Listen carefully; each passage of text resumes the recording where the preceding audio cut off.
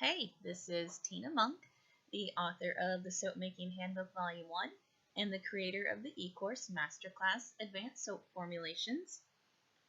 This is another video in my beginner soap making series. There are about 20 total. In this video, we are specifically going to go over emulsification and trace. So if you've watched the whole series, I hope you have. Please start with Lye Safety if you haven't though, because this picks up after I have mixed up my lye water and melted down my oils.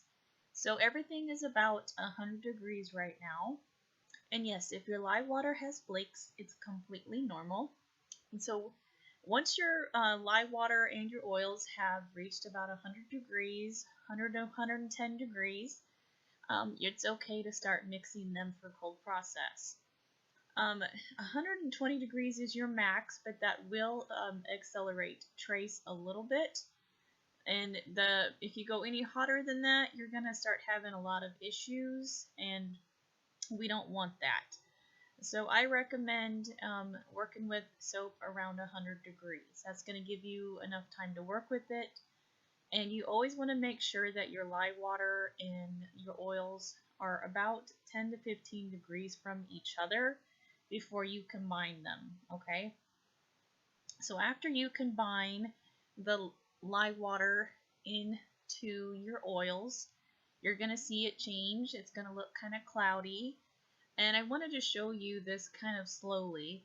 And yes, I am also giving you the recipe for this. This is not specifically a beginner recipe, but I chose it so that I could show you how it works with trace, because this is a recipe that has harder oils. It's about 60% hard oils and butters, so that's going to make the soap thicker, and I wanted to be able to show you all the levels of trace with it. Okay. So if you want to try this later on, go for it. If you're just starting and you haven't made soap before, I do have beginner recipes in the files of my group Soap Making and Business Coaching, and also in my book, the Soap Making Handbook Volume 1.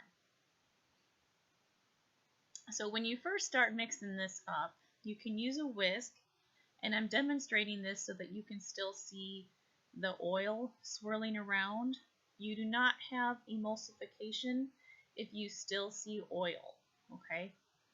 So that's a big thing to take note of, is if you can still see oil, then you have that chance of it separating out in the mold, okay? So we want to make sure that it is completely emulsified. And you can see how much it changes right after we start using the stick blender. Okay, and it does not take very long to get to emulsification with the stick blender, especially with a recipe that's higher in hard oils. The saturated fats will trace quicker, okay? So if you're using a recipe that's really high in liquid oils, it can take longer to trace. Now at this point you can see that there's no more oil streaks. It has completely emulsified, and it's still pretty runny. So this is what we call a thin trace. Okay, this is emulsification, and this is normally where I would stop, but I wanted to be able to show you all the different levels of trace and the different the thickness that you can get. So I am going to continue to stick blend so I can show you what happens. Okay, the more that you stick blend, the thicker that this is going to get. And just know that you do not have to get to a thicker trace before you can make soap. Okay, in fact,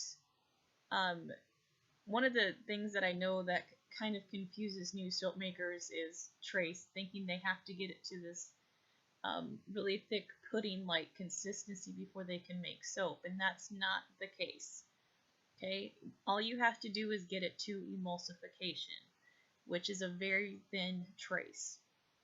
And if you wait till it's really thick, I mean, yeah, you're still going to be able to make soap, but you are going to have some trouble with making designs or molding and different issues like that.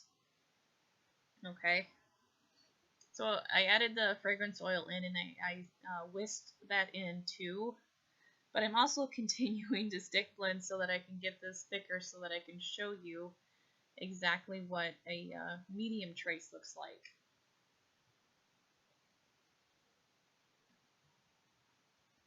Yeah, because normally I only work with a thin trace. So now you can clearly see how thick this has gotten, and when I drag the stick blender across, you can see the drag marks, okay? That's how you know you've got a medium trace. It's still pourable at this point, but it's still pretty thick. So then I'm just scooping it out into the containers where I already have my colors pre-mixed. And I do have a video right before this one on how to mix your colors, because that's part of my prep work. I always make sure that my colors are pre-mixed, so that way they're just ready to go when I pour the soap in.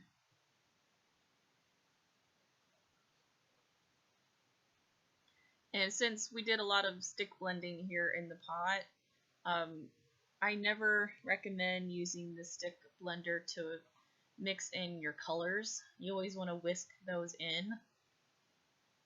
Because remember, the more that you stir, the more that you stick blend, the thicker that your soap is going to get. So you want to make sure that this is still workable for you, for your design that you desire. You know, temperature and recipes and additives really make a huge difference in what you can do with your soap and how it behaves. Fragrance oils too can also cause different issues for you. Whatever supplier that you get your fragrance oils from, it's great if they have reviews and or list exactly what the fragrance oils are known for doing in the soap, if it's going to accelerate trace, if it's going to cause ricing issues or discolor your soap. So there's all kinds of things you need to look at for using fragrance oils. Now, this is one of the few soaps that I actually use fragrance oils for. I normally use essential oils, and I do mostly all natural colorants too. I just use clays and charcoal and things like that. So in this design, I am not doing anything fancy here. It's just a men's soap. And the fragrance oil that I'm using here is a Drakkar Noir type fragrance. I call it my manly soap. But since the clays were and the charcoal were pre-mixed with water that was discounted from the rest of the soap, the colors are actually a little bit looser because they have more water. But like I always do about 33% total water, and that's 33% of the oil weight for my cold process recipes. My hot process is another thing and another day for you, because I really recommend that you just try a basic recipe for cold process in the beginning and get kind of used to the whole thing, and then kind of move forward from there. I don't recommend trying to do a bunch of different things and trying to learn a bunch of different things all at once. Just learn one thing, get comfortable with it, and then when you feel ready, you move on to something else. Because you can get very overwhelmed in soap making because there's so much to it. So just take your time and, you know, just get good at, you know, whatever you're doing with this and that, and you know, and then when you're ready, move on to something else. And this is just a basic hanger swirl because it did get so thick on me. It's one of the best ways to be able to design a soap that gets thick is using a hanger swirl tool. And you always want to make sure that you bang down your mold, and just to make sure that you don't have any air pockets. But since this did get so thick on me, and this not something I normally do, I did end up with some air bubbles in some of the bars, but I'll show you that in the cutting video as well.